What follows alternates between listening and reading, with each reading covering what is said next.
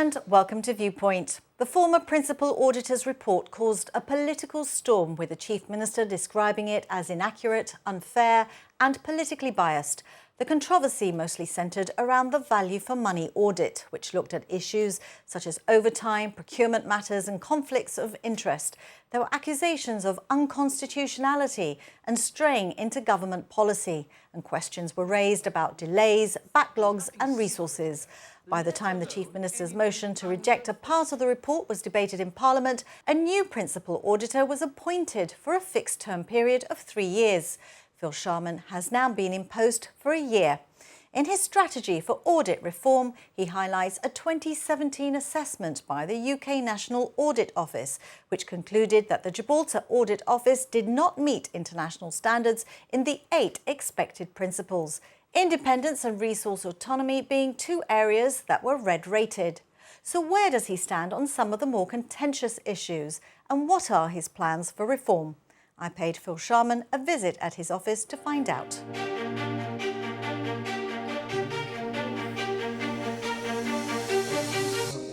Phil, thank you so much for inviting me into your office and accepting my invitation to interview you. You've been here for a whole year now. How have you settled in? So Ros, a year into the role, and I am privileged to be the Principal Auditor for Gibraltar. It is a role which I've held previously. In fact, my career has been really all about being that of a public auditor. So I feel well settled. A year in, and we've made some good progress, and I'm ready to talk to you about that today.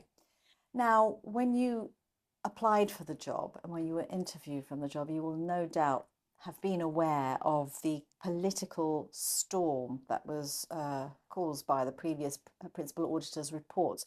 Chief Minister labelled the report inaccurate, unfair and politically biased, or at least part of the report, the value for money section of it. Now, many would have thought, oh gosh, I don't really want to walk into that. Why did you? Did that not put you off? Okay, so look, let's not forget that Tony's report, my predecessor, Tony Sacramento, the previous Principal Auditor, he published his report at the end of his term of office. So that didn't come out until I was actually in post. But of course, Tony had reported previously. I think he did the 16-17, the 17-18 accounts report. That was published in November 23, I seem to recall. I guess by then the dust had settled on that, but his latest report on 18-19 didn't come out until the summer of 2025. So that was after my appointment. But look, Ros, nonetheless, this is all about the work of the statutory auditor. For me, this is just part of the job. It's absolutely normal to have a debate about the issues that the auditor raises in Parliament. And so from that point of view, it's not unusual. So the question was, did it not put you off? Clearly it didn't. You weren't concerned about what you were walking into. Well, don't forget that happened after I was appointed. The interviews were held back in October of 24. I think So the first report had been published. Months. Hadn't the first report been published by then, though? Yes, but a year prior to that. And of course, I did my research in advance and I saw that there were issues to be addressed in Gibraltar, absolutely. In fact, that was one of the things which attracted me to the role. But in terms of the normal debate you have with the auditor's report, that's absolutely standard. What is standard? The television debate or the parliamentary debate? I think two things. The stakeholders' interest in the report, so that would mean the media, the public, the taxpayers, from one point of view, and the involvement of the politicians, Parliament, and the debate about the state of affairs on the other side. That is what I call standard audit practice. The auditor reports, a debate is had, improvements are made, and then everyone moves on. And were you directed in any way on how you were expected to present the report? Because Tony Sacramento was criticised by the Chief Minister for presenting a report in what he called a tabloid style. So were there any sort of directions made to you when you took the job on about what was expected of you? Well, Ros, I'm sure you'll know already that this is a constitutional position which has protections in law, the highest law being the Constitution, which means that the auditor is independent. He's not subject to direction of or control of any person or authority. So in other words, the auditor is free to do their job, free to report with a straight bat, without fear or favour, and that's exactly what I've done for the last 30 years and intend to keep on doing here in Gibraltar. You mentioned your 30 years, and I do think for those who aren't very familiar with you, it would be quite nice actually to find out a little bit about the sort of work that you've done in the past and what brought you to us. You're very experienced at auditing in the other overseas territories as well, aren't you? Yes. So look, public audit has been my entire career. You know, I'm a chartered accountant with 2 institutes. That's the Chartered Institute of Public Finance and also the Chartered Accountants of Australia and New Zealand. I'm privileged to be a professional member of both of those bodies.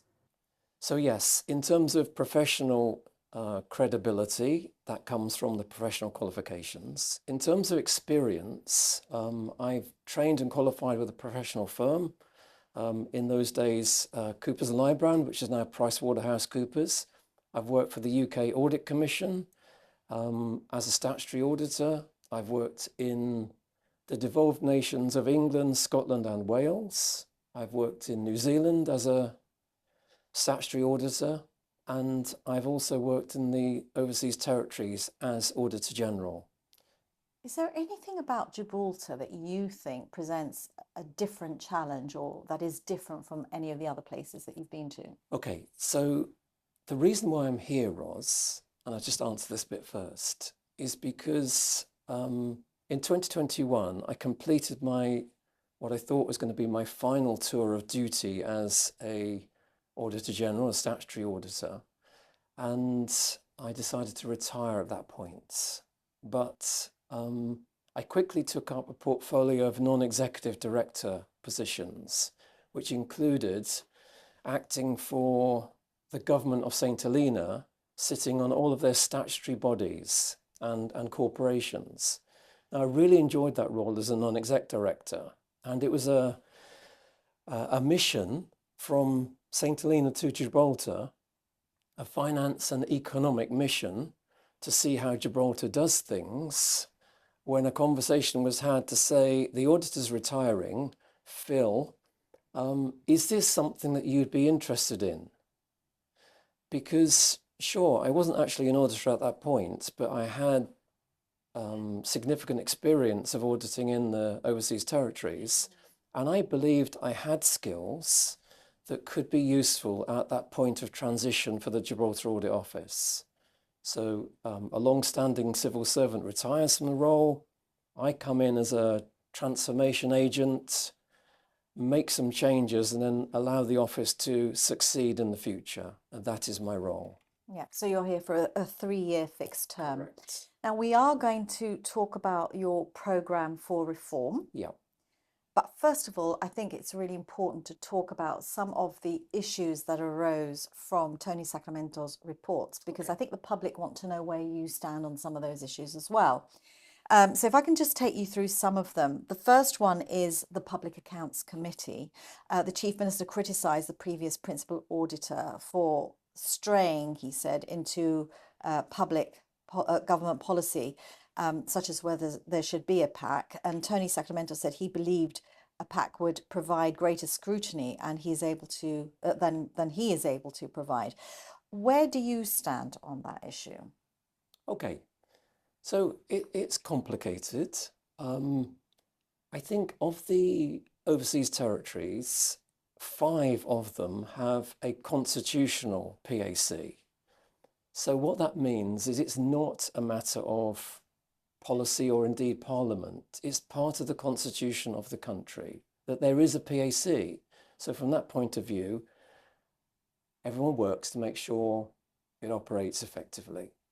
Now, where a PAC is not mandated by the constitution, obviously it's a matter for parliament as to whether there is a PAC or not. And of the other 4 territories, 3 have decided in their standing orders to establish a PAC. Gibraltar's the only one, as you'll be well aware, that doesn't have a PAC. Now, all the good practice guidance suggests that a PAC is a useful part of the parliamentary cycle. And I can take you through that if you wish. Yeah, absolutely. Okay. So government proposes to Parliament a spending plan for the year. Parliament gives the parliamentary authority to proceed with that spending plan. That is the annual budget. The budget is implemented, public services are provided, and a record of account is kept. When that year closes, those accounts come to the auditor. The auditor reviews those accounts and then reports his results back to Parliament. In other words, that parliamentary cycle of accountability is fulfilled. But there's a further step, and that is what happens when the auditor's report comes to Parliament. Now, in those jurisdictions with a PAC, it is immediately referred to the PAC without further debate. And the PAC then scrutinises the auditor's report. They hear the view of the auditor and the view of government. And then the PAC will make recommendations, and government will then agree or disagree to those and then proceed. And essentially it completes the loop, the cycle of parliamentary accountability. So we've reached a point in Gibraltar where that debate is held in Parliament rather than in a select committee. Look, it's an alternative model. And I think one of the arguments was that there was insufficient parliamentary time to have a full debate.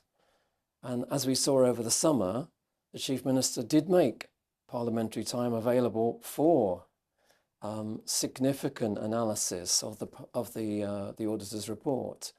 So look, there is an alternative way of doing things. If you ask me what would be my view, I would say that the good practice guidance published by the UK territories universally says that a PAC is a good thing. And so professionally, I would say that that is where I would be as well. But that is an opinion of me as a professional. Whether Parliament chooses to have a PAC or not is entirely a prerogative of Parliament. It's a political decision. Indeed. I understand that. From a layperson and from the point of view of the public, we hear different sides of the argument. So I'd like to ask you, a neutral person, one of the arguments against having a PAC, as you call it, is that it wouldn't be right for ministers to interrogate civil servants. But is that what happens elsewhere? Okay, so where you have a bipartisan situation like having in Gibraltar, what you don't want is the PAC to essentially become a political tool, so that it's an opportunity for the opposition to use a select committee to essentially further their opposition agenda. What you want is a balanced PAC, so that you end up with parliamentary scrutiny of government performance in a non-partisan manner. The way that is achieved elsewhere is that you include within the membership of PAC independent members. So sure, you'll have members of the opposition and members of government on the PAC.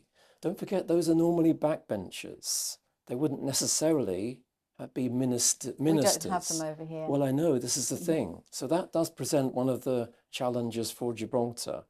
And I think perhaps could only be achieved if there was an expansion of Parliament and you did have some government members without portfolio, and then they would be able to sit on the PAC. But otherwise, independent members is the way that you go, and that might include indeed the chair and the vice chair. And those members would be selected from the general public, and they would serve on the PAC in a parliamentary capacity.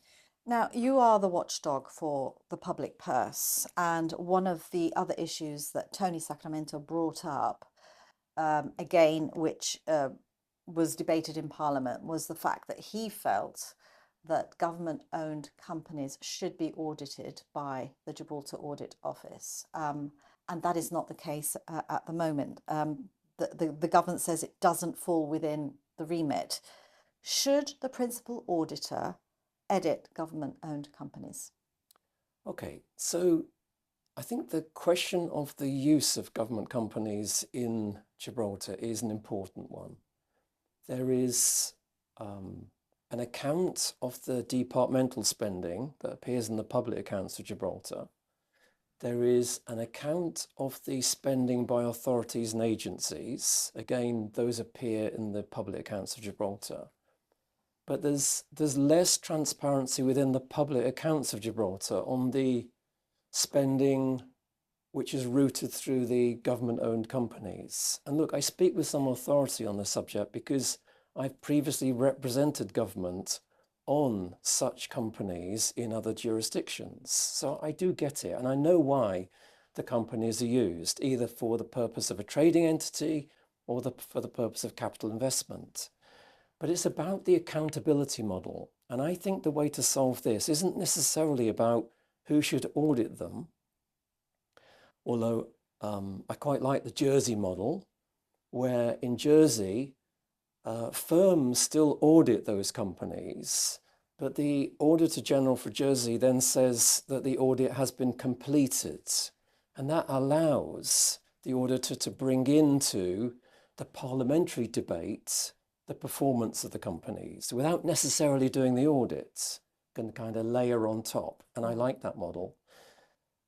In terms of the account of government, I think there is some development required, whereby the accounts of government are a more comprehensive picture of what's going on.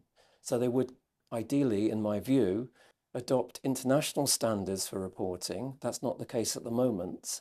And consolidate the results of not only the authorities and agencies in Gibraltar, like, for example, Gibraltar Health Authority would be one example, but they also bring in the performance and results of the government companies. That's not the case at the moment.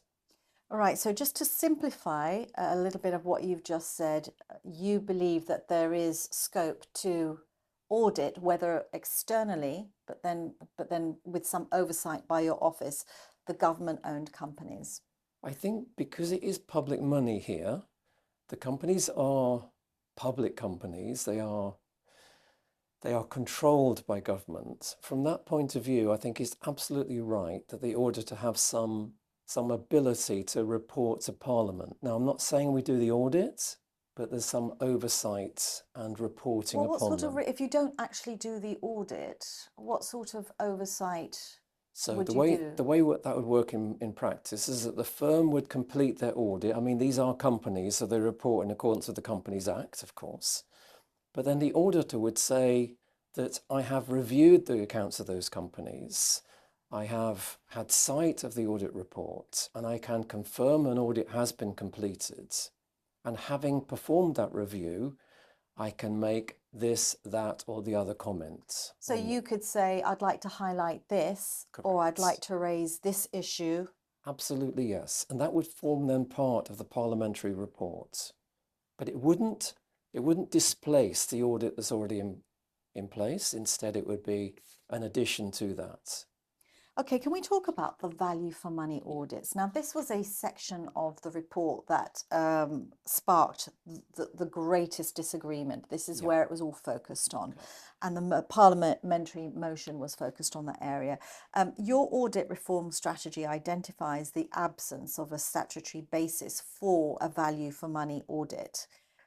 It's not in the current law. So what does that mean? It's not in the law. So will you be continuing Tony Sacramento's value for money audits, or will you not be doing them? Okay. So yes, look, it's well known that the power to perform a value for money audit in Gibraltar is absent from the Public Finance Act. Okay, in Gibraltar, that work is done by agreement with government. So there's no statutory mandate to do value for money work. From my point of view as an external auditor, it's a really important part of what we do. The external auditor should be looking at the accounts of government and its various entities, and the use of public resources in the delivery of services, i.e. economy, efficiency and effectiveness, value for money, if you like. So yes, that is an important part of what the external auditor's function is. The gap here is there's no statutory remit for it. It's done by agreement instead. Tony Sacramento said that previous auditors have done it, even though it's not in the law. Correct. It is part of practice over here. My question to you is, do you intend to continue that practice? Absolutely, I do. But Ros, when we come on to the strategy, you'll see that we have a bigger problem. And the problem is the arrears of the public accounts. And I'm happy to talk about that in a bit more detail, either now or later. Okay. Do you accept that, though? It's one thing for an auditor to check that money has been paid correctly to somebody. But from a public point of view, they want to know whether actually that was value for money. Absolutely. Was money overpaid? And that is why the value for money section really was the most interesting section, I think, for the public. Sure. So I know that you've said that we're going to talk about your reform strategy, and in the reform strategy, it does include some legislative reforms that need to be done. Would you be looking to push towards legislative reform to include a value for money audit? Absolutely, yes. So within the strategy, we're proposing some legislative change. Clearly, legislation is a matter for Parliament. So whilst I can propose these things, ultimately it's a matter for Parliament to decide whether the auditor should have those powers. But yes, I would certainly be proposing that the auditor has a statutory mandate to do value for money work to ensure that there is proper use of resources in the delivery of public services. I'd like to touch on the Gibraltar Savings Bank. This was another issue that the Chief Minister was not happy with. The former Principal Auditor said he wanted to carry out a compliance audit of the Gibraltar Savings Bank anti-money laundering controls, and the Chief Minister intervened to stop him. The Chief Minister said it would undermine confidence in the savings bank, which is audited independently. Tony Sacramento said this was improper and unconstitutional. The Chief Minister said the savings bank's accounts are governed by a separate statutory regime. Should the Principal Auditor, in your opinion, be editing the accounts of the Gibraltar Savings Bank? Okay, I think you mean auditing. Yes. Not editing. I edit, you audit. Sure, that's right. So, okay, I do have currently the obligation to audit the accounts of the Gibraltar Savings Bank. Okay, that's already within my remit. Indeed, there is the Gibraltar Savings Bank Act in Gibraltar, which gives me that power. Okay, so that's something I already do. A compliance audit is a completely different matter. I'm talking about the audit of essentially the annual accounts of the savings bank, and I do that. In terms of compliance, what we're talking about here is a separate expectation of financial services institutions, particularly the ones that handle public money, or in this particular case, depositors' funds, that there is compliance with things like anti-money laundering regulations, Proceeds of Crime Act, and so on. Look, that's not necessarily for me. That can be achieved through other routes. That's not part of my statutory responsibility. My responsibility is to audit the accounts of the savings bank, which is what I do. Okay. The other thing was the issue of the delays. Now, we know that many of these accounts are years and years behind. Now, the auditor said he experienced enormous difficulties, obstacles and delays in getting information from various departments. I mean, that's disputed by the government, but that is what he said in his report. And he described this as unconstitutional and unlawful, and that they violate provisions under the Constitution and audit legislation. Have you sought any reassurances that you would be provided information? I mean, it's in the audit law, I believe. You should be provided information in a timely fashion. Absolutely. So, yes, within the Constitution and within the Public Finance Act, the auditor has the powers of access and can require explanations, information, and so on. Yes, so that's in law. There is no remedy in law currently within this current law as to what happens if there's non-provision of information. But look, like I said before, Ros, this is part of the auditor's day-to-day job. This is part of the life of the auditor. The auditor asks a question and information is either forthcoming or not. And there's ways and means to get that information. What I have done in terms of being more proactive is engage directly with the group of accounting officers that are responsible for individual heads of expenditure within government. I've met them as a group and I've explained to them essentially what my objectives are as auditor and where we're going as the Gibraltar Audit Office and how they can play an important part of that journey, in particular about the catching up in the arrears of the public accounts. And through that route, not only with accounting officers, but also with chief executives and finance directors of the authorities and agencies, that's also part of the picture.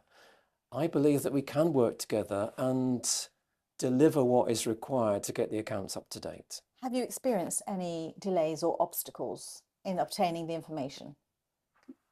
Look, government is a busy machine. Yes, people have a day job in addition to servicing the requests of the auditor. I think, well, I found that civil servants, public officers are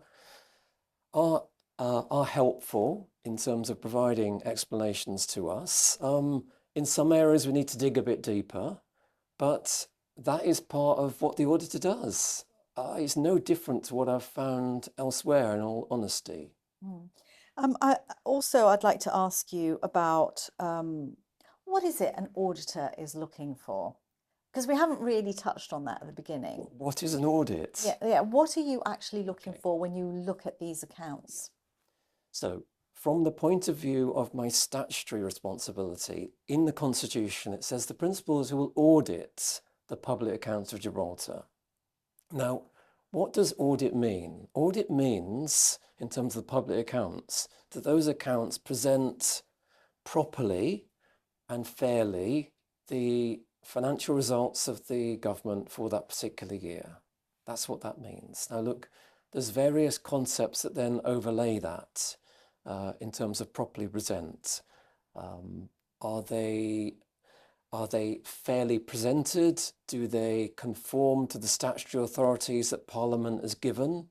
Has the money been spent on the right things is one of the things I will be looking at.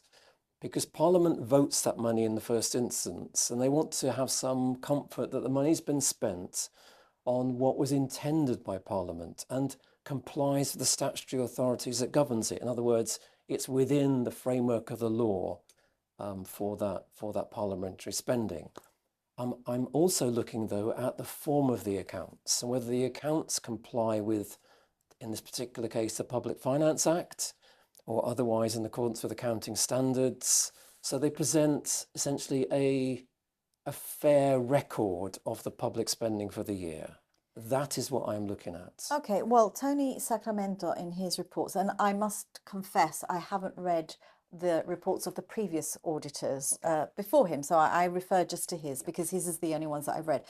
But he raised issues of weak controls of attendance of staff, excessive overtime payments, procurement irregularities, wastage, conflict of interest concerns, housing allocation issues, ex gratia payments. In other words, how, value for money. And I know that we've just talked about value for money. In the report, until this is enshrined in law, the value for money requirement, will you not be looking at any of those issues? Okay, so in the short run, we will need to reprioritise what we do. And the reason for that, Ros, is we do have significant arrears in the reporting of the public accounts. Tony's report relates to the 18-19 financial year. Okay, that is more than 6 years ago. So we need to get those accounts up to date. And given that Tony's report covered the periods on value for money and other matters, right up till April 25, which was the end of his term of office, then from my point of view, I believe there's been pretty good coverage, and therefore I can focus our efforts in the short run on catching up the arrears of the financial accounts. And therefore, unless there's something which arises that really requires me to look at it in some detail, go easy on value for money and departmental spending at this moment. It's all about prioritization of resources.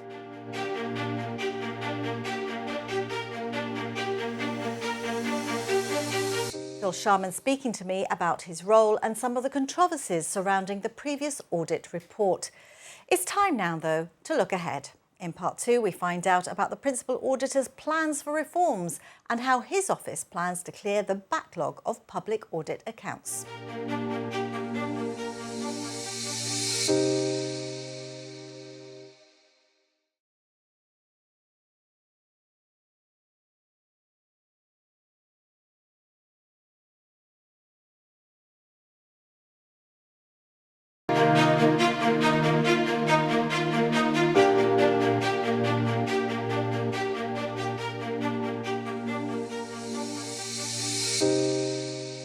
Welcome back to Viewpoint. I've been speaking to the new Principal Auditor, Phil Sharman, who's now been in post for a year. He has a strategy for audit reform, saying the current law is seriously outdated and not aligned with the modern professional standards. This, he says, means Parliament can't effectively scrutinise public spending in real time, public transparency and accountability are weakened, and confidence in public financial governance is at risk. So, what are his department's plans?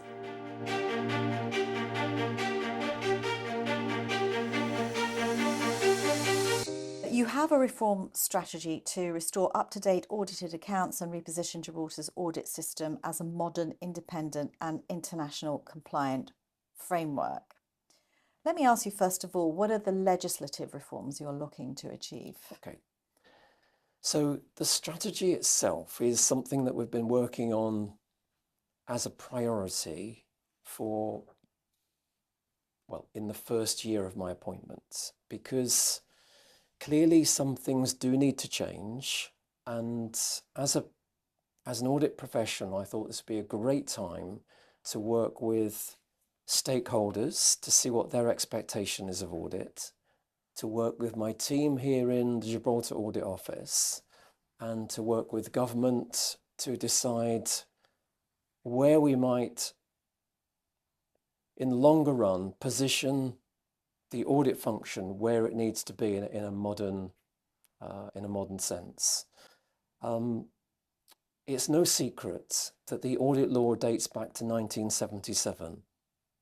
That is contained within the Public Finance Control and Audit Act. A 1977 law is now 49 years old.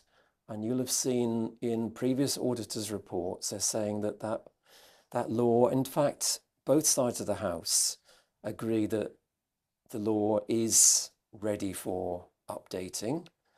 And therefore, I've included it in my strategy as being one of the pillars of reform. Why should you be any different from the other principal auditors who've also raised it and tried to advocate for reform and it's not happened? Have you had any assurances that it will happen? So it is an important plank of the reform programme.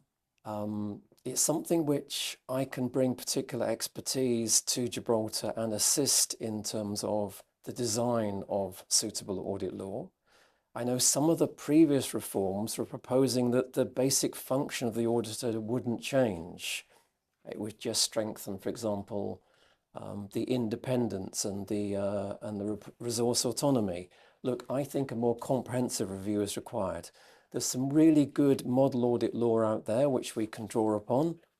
It will need to be taken forward in partnership between the Audit Office, senior officials within government, including, for example, the Financial Secretary, the Office of the Chief Secretary, even the Government Law Office, to try and come up with something which will position Gibraltar in a place to modernise the audit function for the medium to long term. It's certainly ripe for reform, Ros, and certainly want to help Gibraltar make that transition.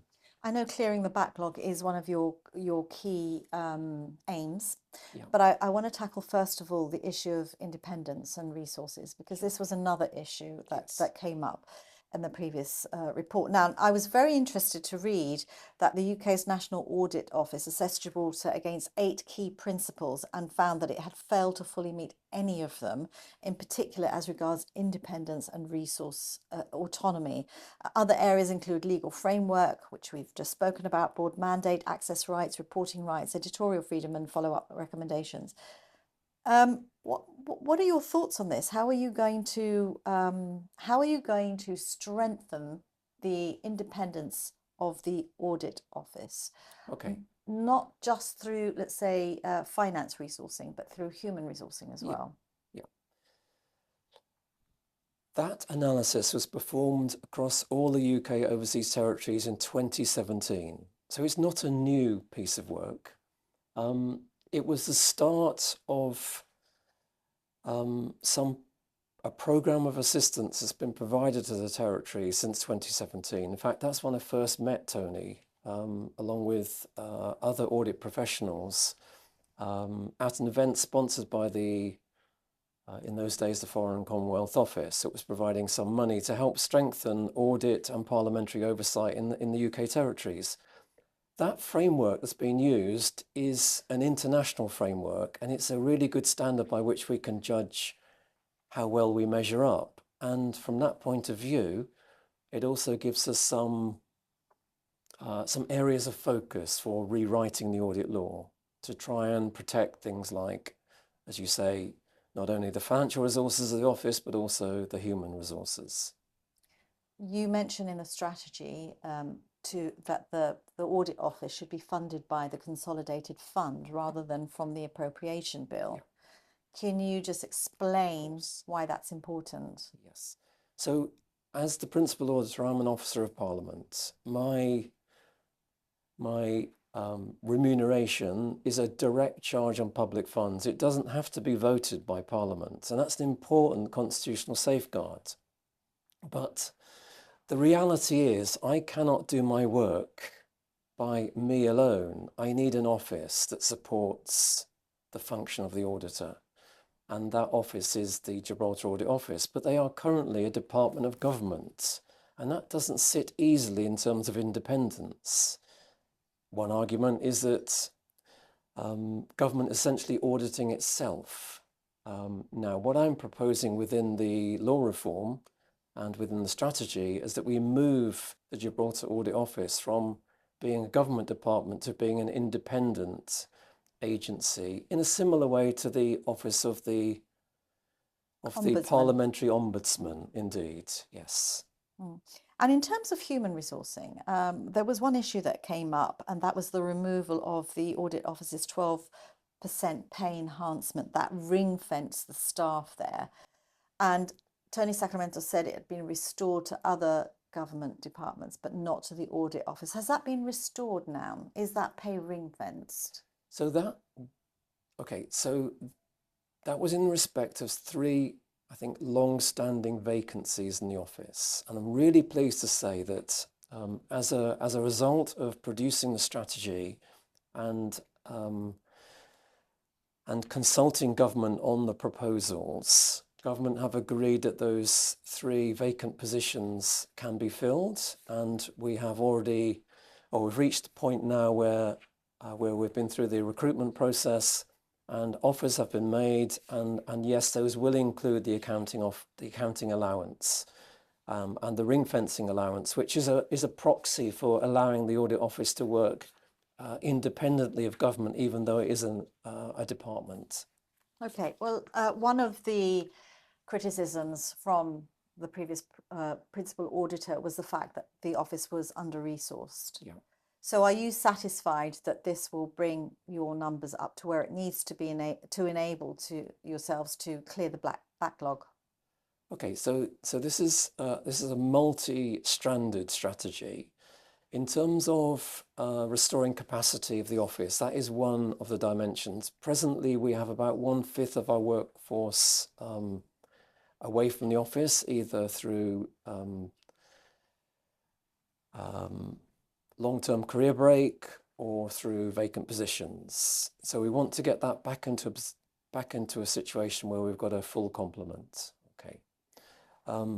We will then focus our effort on the public accounts of Gibraltar, and we've still got a huge workload ahead of us, though. With 6 years to be done in the next 2 years, means that you're turning work out at a much faster rate than you would normally do.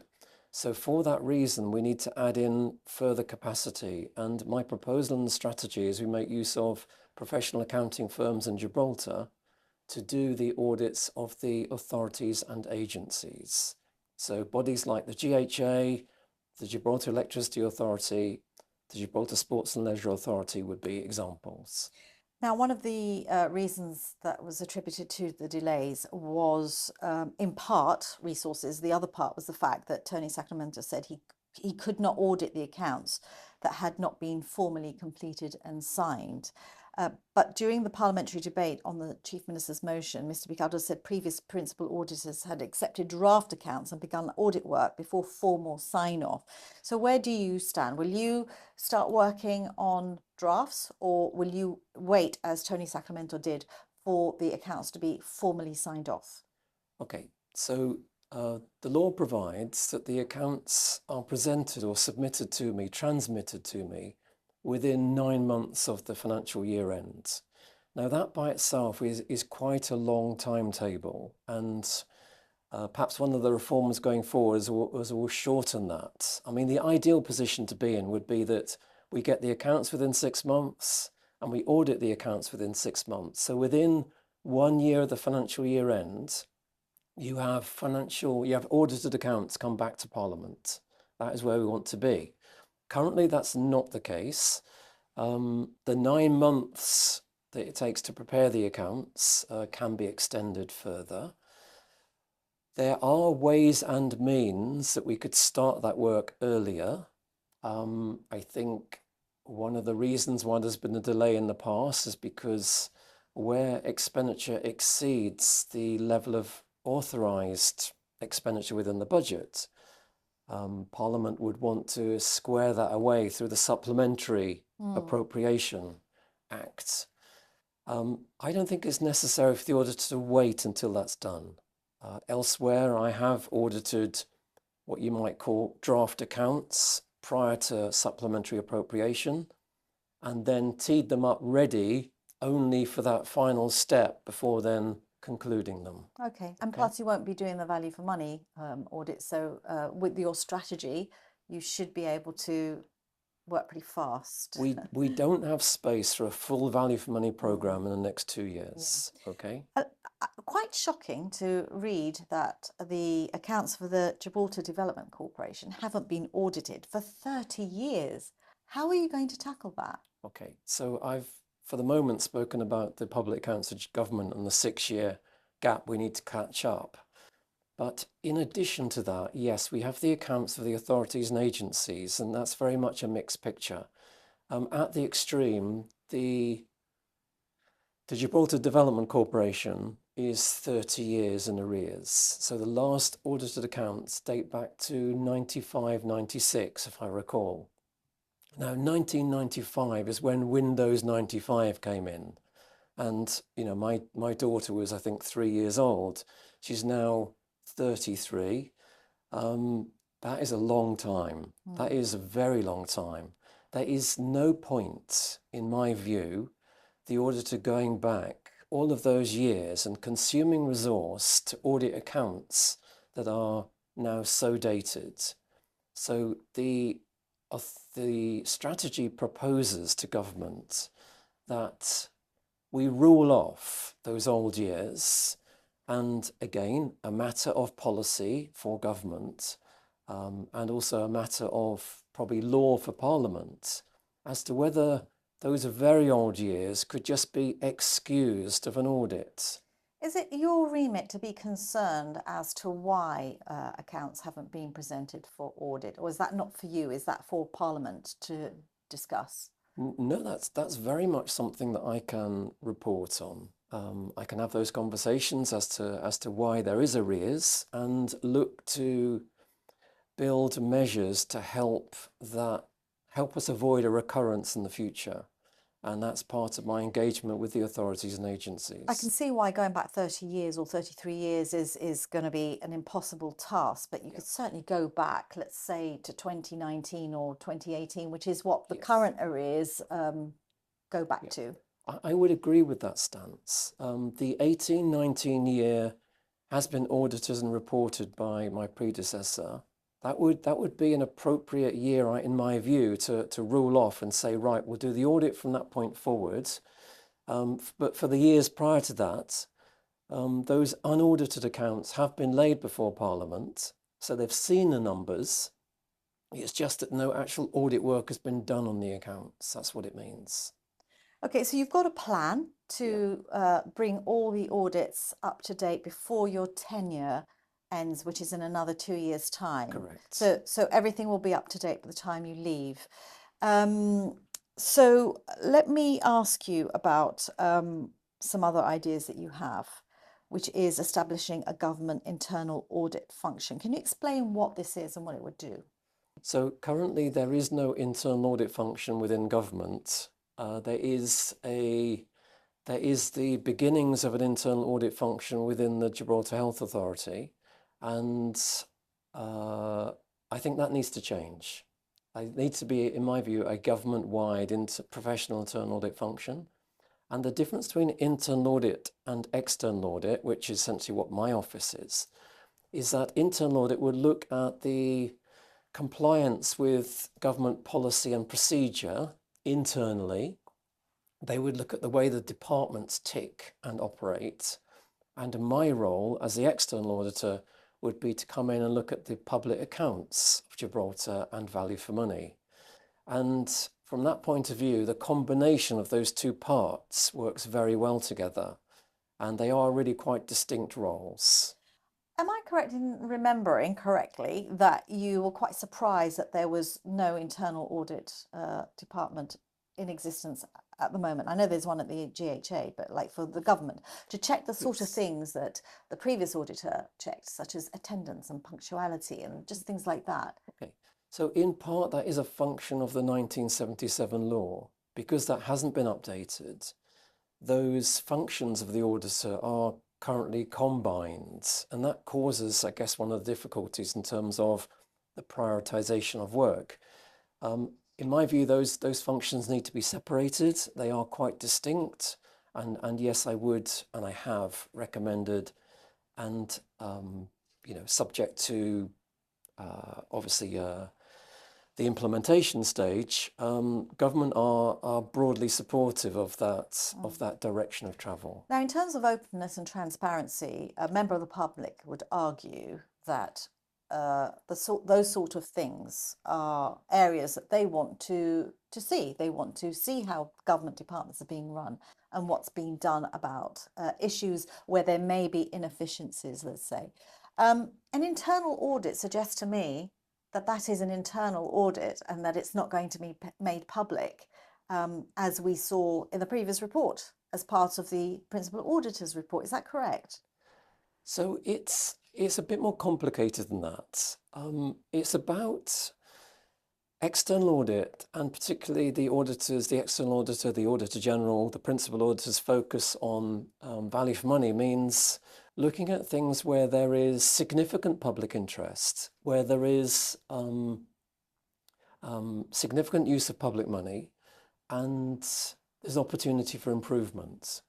So that could be at departmental level, it could be across the whole of government, but the auditor would set out a programme of value for money work that would cover all of those kind of things. So it would still be part of the auditor's programme. The bit that the internal auditor will cover will be the routine functioning of government, the routine compliance with policies and procedures, the routine operating of internal controls.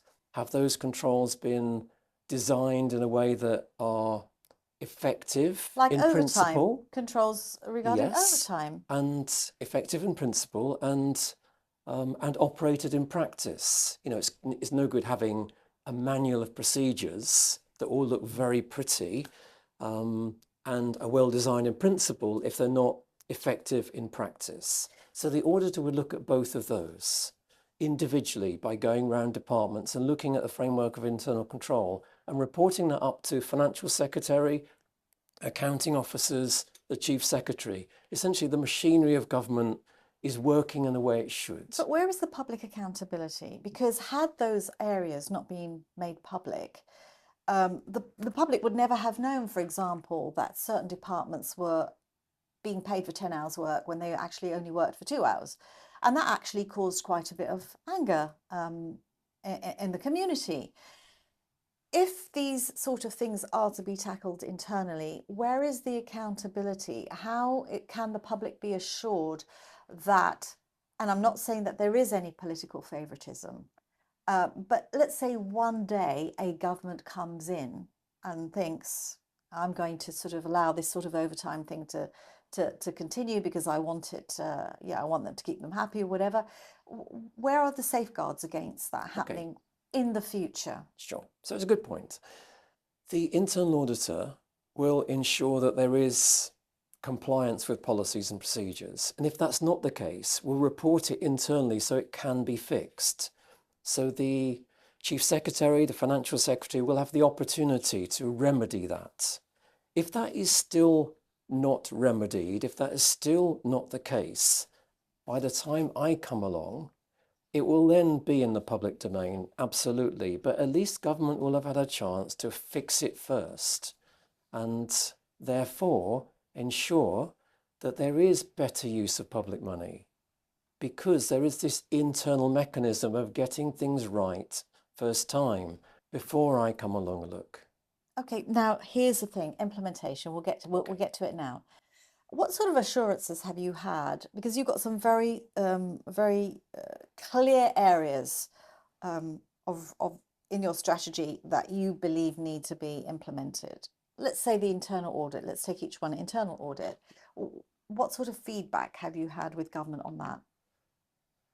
Okay, I think, Ros, you'll understand I can't speak for government, but the Chief Minister on my first day in the office said, Phil, if you can bring to me a strategy that will show how we can bring the accounts up to date and implement some useful reforms for Gibraltar while you're here and we've got your benefit of experience, and he'd welcome that.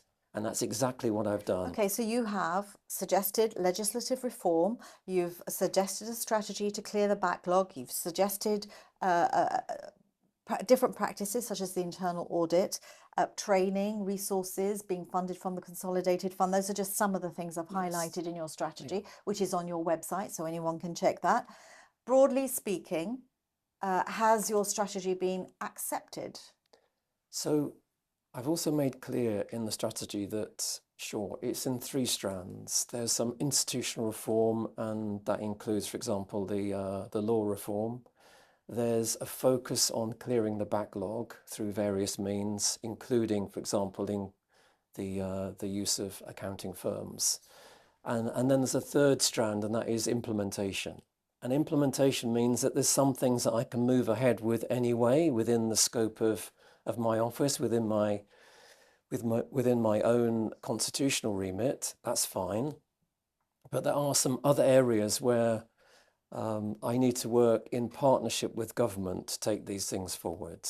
And I'm certainly willing and able to do that over the remaining term of my office. So that's a work in progress. Of course it is, yes. So the plan is a plan, but the implementation and the success of that plan will need to work with others to achieve. Okay, so we can't say at this time that your plan is going to be implemented within the next 2 years.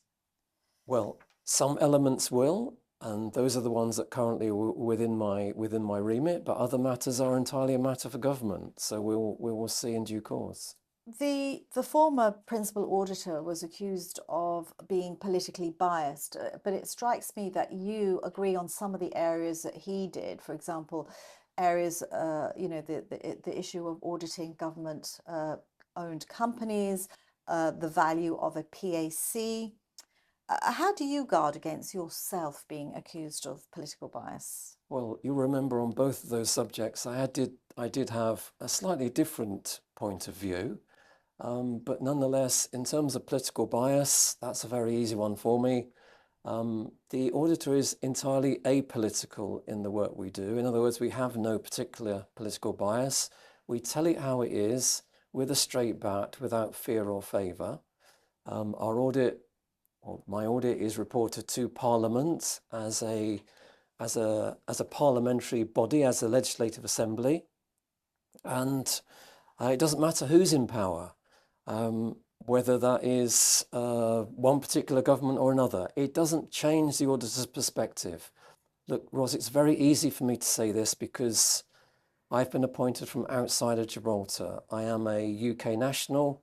I've worked in other territories. I can just say it how it is in a very straightforward way. As you have done in this interview, I do have another question to ask you about your reform strategy, because you propose a legal indemnity for the principal auditor. Is that a response to the reaction to Tony Sacramento's report? Not at all. It is a standard expectation for the auditor to be able to do his work.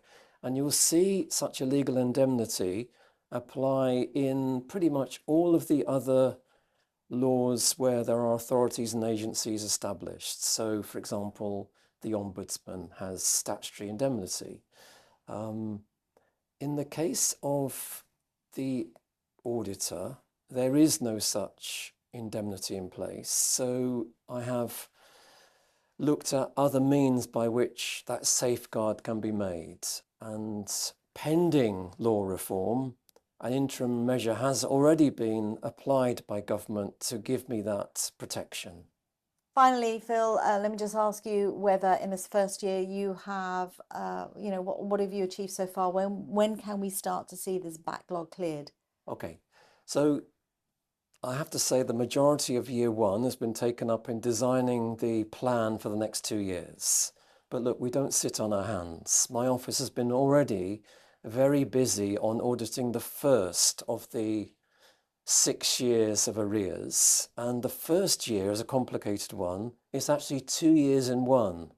It's the COVID years of 2019-20 and 2020-21 together, a 2-year, 24-month reporting period ending March 21.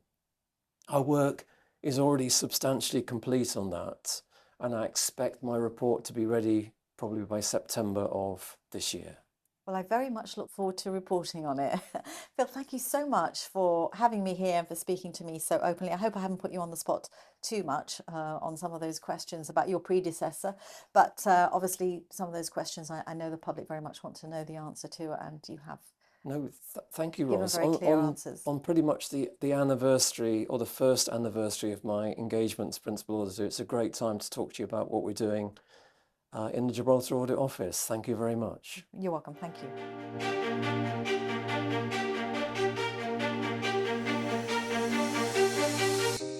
That was Phil Sharman, the Principal Auditor. I look forward to speaking to him again in the coming months. That's all from Viewpoint. Join me again next week.